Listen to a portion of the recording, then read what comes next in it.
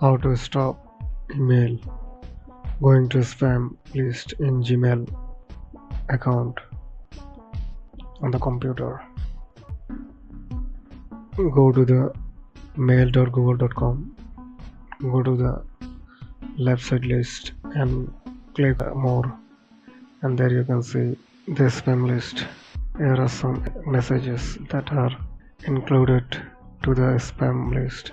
Search bar and search which email you don't want to go to the spam file further.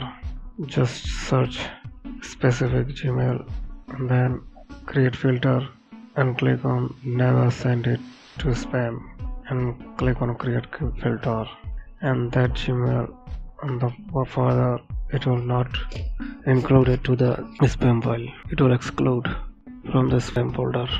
And another way to prevent a specific Gmail account or website that you don't want to be a spam SMS, right click on that specific email and click on not a spam.